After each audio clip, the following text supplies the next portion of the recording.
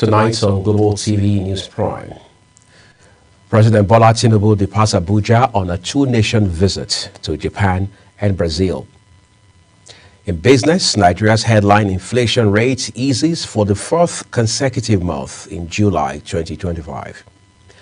On the foreign scene, United States President Donald Trump and Russian counterpart Vladimir Putin to meet in Alaska. And in sports, Liverpool set to defend their Premier League title against Bournemouth. Hello and very warm welcome to all our viewers in Nigeria and around the world to News Prime on Global Television, coming live from the nation's capital, Abuja. I'm Louis Agumofwegbe, reminding our viewers that we are on DSTV channels 365 and Star Times 276. Tonight, let's begin by telling you that President Bola Tinubu has departed Nigeria on a two-nation visit. We'll take a quick break on the news. We'll bring you those details shortly.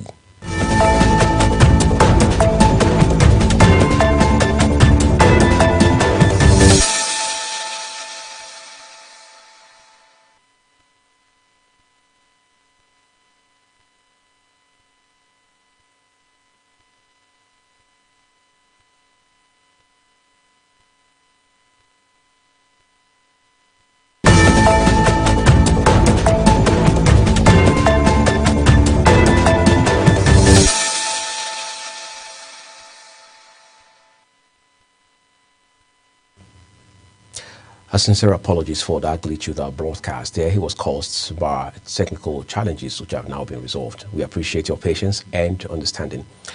Let's turn to our first story tonight. President Bola Tinubu has departed Abuja for a two-nation visit to Japan and Brazil with a brief stopover in Dubai, United Arab Emirates, as part of efforts to expand Nigeria's economic and diplomatic partnerships. President Tinubu's Special Advisor on Information and Strategy, Bayo Onanuga, says the visits will begin with his participation in the 9th Tokyo International Conference on African Development holding in Yokohama, Japan from August 20 to 22. The presidential spokesman also said Tinubu will join other African leaders in discussions with Japanese government officials, investors, and development agencies to foster stronger trade and technology collaboration. And back home, Governor Hope Uzodinma has charged local government officials in Imo State to strengthen grassroots institutions as a means of driving real change and sustainable development. He made a call at the opening ceremony of a three-day retreat on public sector governance in Owerri, the state's capital. Amarachi Ibe now reports. The retreat gathered council chairmen, administrators, and grassroots stakeholders from across the state for 3 days of intensive training and dialogue.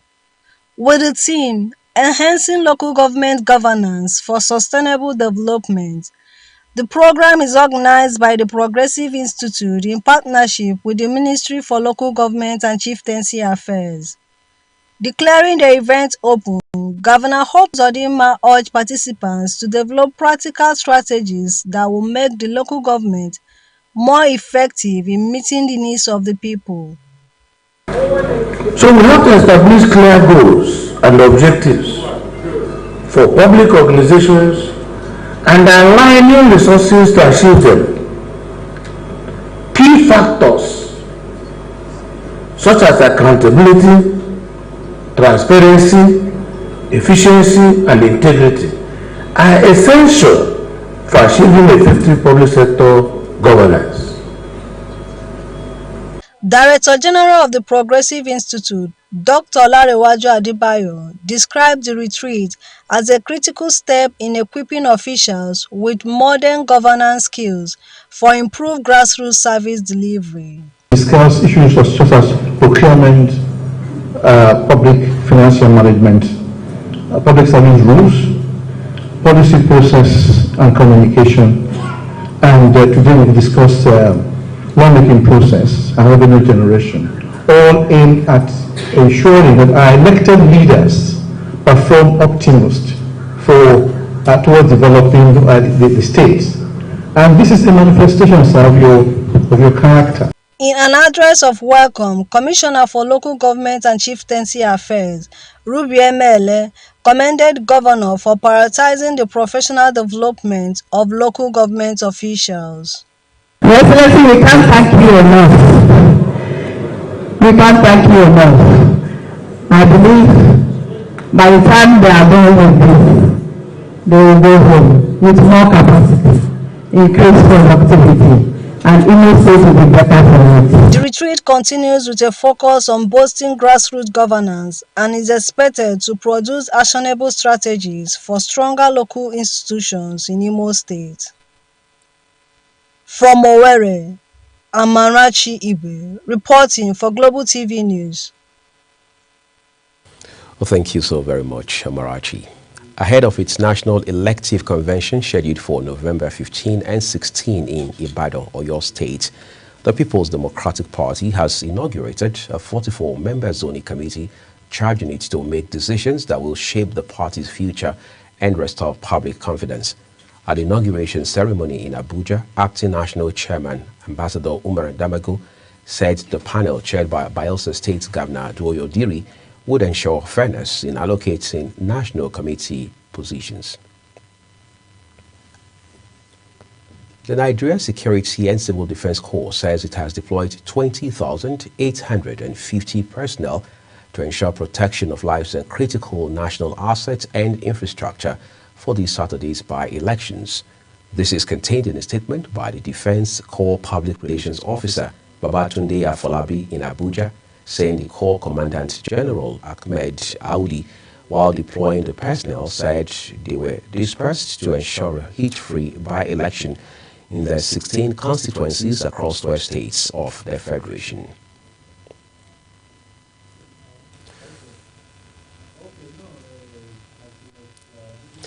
The federal government has launched the Tertiary Institutions Staff Support Fund, a landmark welfare and empowerment initiative for academic and non-academic staff in Nigeria's tertiary institutions. A statement issued by the Minister of Education, Dr. Tunji Alausa, describes the fund as a direct response to the welfare and professional growth needs of the nation's tertiary institution workforce. Alausa stated that Tertiary Institutions Staff Support Fund is a joint initiative of the Federal Ministry of Education and the Tertiary Education Trust Fund, implemented in partnership with the Bank of Industry. Cross River State Governor Basi Otu has signed into law the Cross River State Supplementary Appropriation Bill 2025, injecting an additional 104 billion naira into the state's budget and raising the total 2025 fiscal outlay from 538 billion naira to 642 billion naira. Speaking during the signing ceremony at the State Executive Chambers in Calabar, the governor described the supplementary budgets as a strategic and deliberate intervention to respond to shifting macroeconomic realities and seize new investment opportunities in critical sectors. Let's turn to a different story tonight. Goruba, the drum palm, is regarded as the skull fruit known in northern Nigeria as an excellent brain superfood. Though it originated from Egypt, it is now cultivated and domesticated in the country. Goruba is now used for different purposes, ranging from tea to traditional medicine. Correspondent Idris Jibrin takes a look at these fruits as a rich source of sugar, protein, and fats. In Kano, dome fruit, otherwise known as goruba, is brought from Guru in Yobe State and other states across northern Nigeria. In Kano, dome fruit, otherwise known as goruba, is brought up from Guru in Yobe State and other states across northern Nigeria. Goruba is actually brought from Guru, Machina, and several other local governments in Yobe State, and many people do buy goruba to take care of their health-related problems. The fruit is a popular component of tea preparation consumed for refreshment, regulation of body weight, and blood glucose. Dome fruit tea is used to regulate blood pressure, body weight, and body glucose. and at the moment several people used to come here to either buy the tea or the goruba itself. For several years, many youth in Kano are involved in the business of doom fruits. They sell it in shops and along major streets in Kano State. They say the trade has been paying off, especially because it's used as traditional medicine which cure various diseases. We do sell goruba here, and there are many of us who earn a living through the business. It has helped us to take care of our several problems, which include helping our parents. Experts say the use of goruba, either consumed as tea or raw fruit, has proven to be beneficial to people with blood-related diseases. From Kano, Idris Jibrin reporting for Global Television News. Well, thank you so very much, Idris. You're watching the live broadcast of News Prime with Uyi Agumofwebe. When the rest of the broadcast returns shortly, federal government says it targets 10,000 women-owned export businesses by 2030. Details coming shortly from the world of business, plus foreign and sports stories on the other side of this news broadcast. Please don't go away.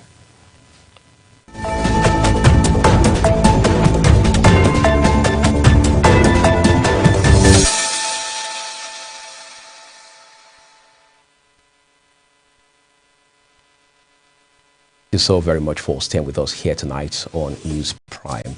The second part of this news broadcast now returns with business.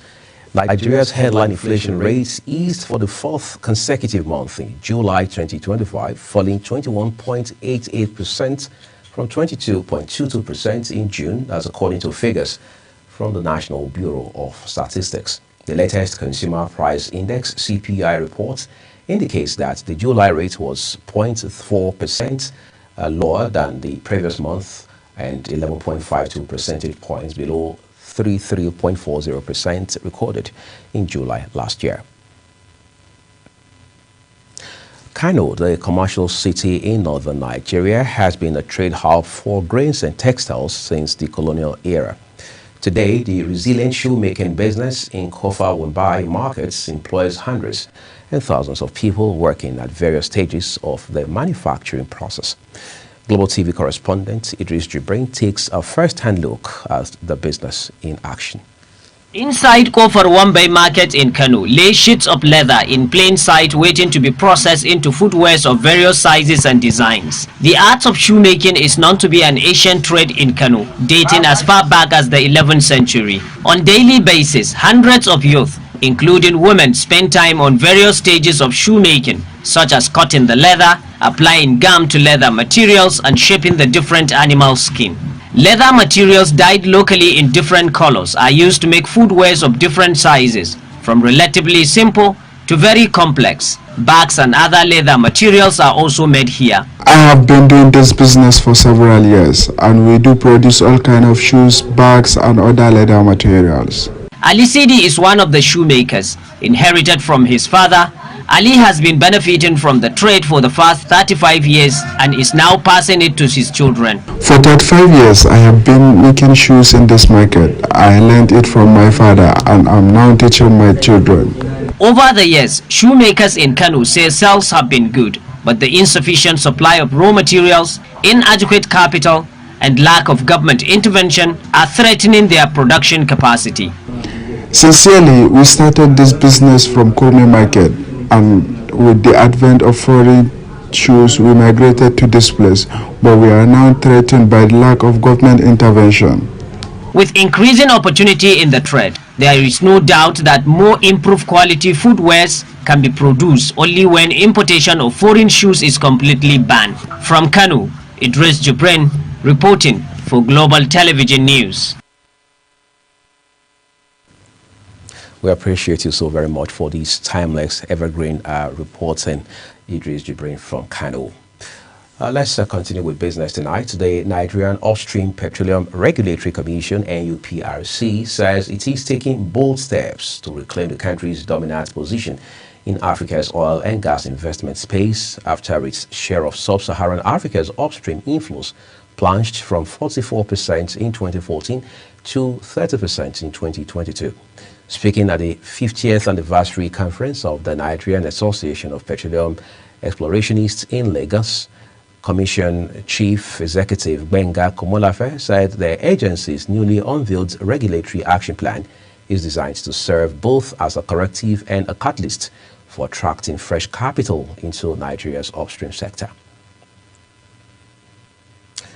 Time to move the news tonight to the foreign scene, where in a Moscow tourist shop, Russian nesting dolls featuring the faces of Vladimir Putin and Donald Trump line up next to each other, the Russian leader standing slightly taller than his American counterpart.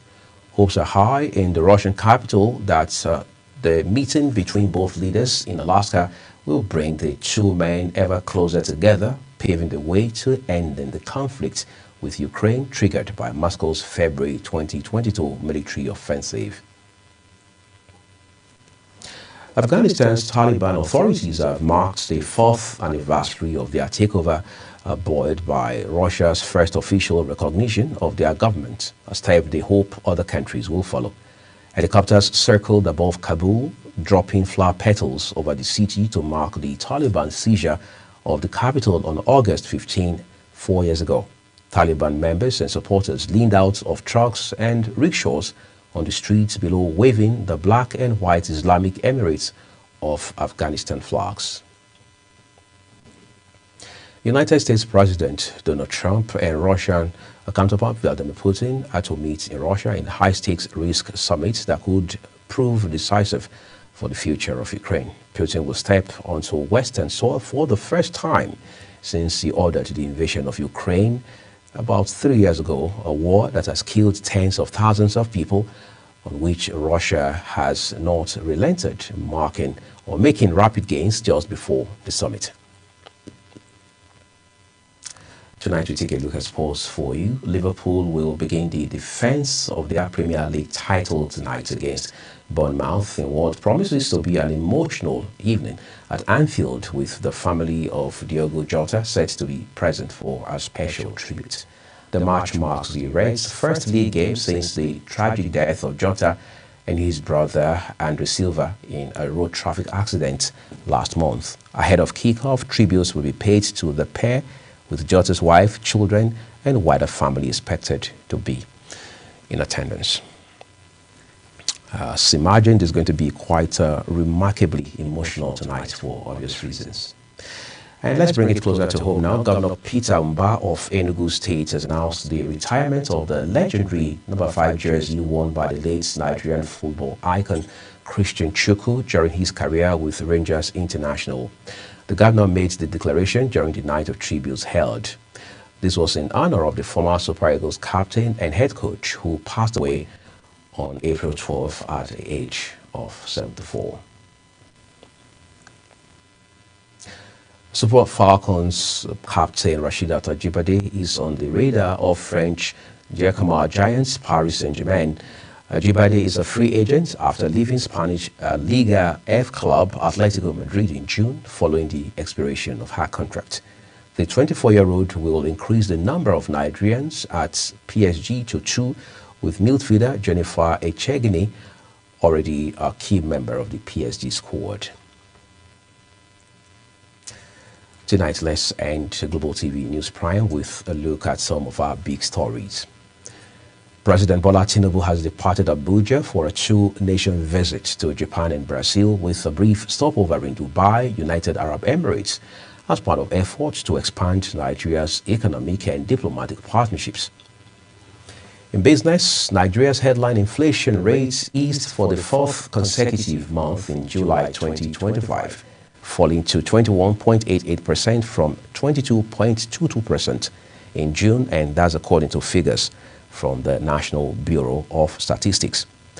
On the foreign scene, Nigeria's headline inflation rate has eased for the 4th time. And on the foreign scene, President Donald Trump will be meeting his Russian counterpart, Vladimir Putin, for a meeting that many across the world now consider pivotal towards easing the tension between Russia and Ukraine. And finally, in sports tonight, Liverpool will begin the defense of their Premier League title against Bournemouth in what promises to be an emotional evening at Anfield, with the family of Diogo Jota set to be present for a special tribute. And that's all on Global TV News Prime. A quick reminder that we are on DSTV channels 365 and star 276. As always, we'd love to remind you to follow and engage with us across all social media platforms using the handle at Global TV NG, as well as others now showing on your screen. On behalf of my colleagues who have made tonight's news broadcast possible, I am William Mofwebe saying a big thank you to you for watching, and here is wishing you a very fun-filled weekend. Bye-bye.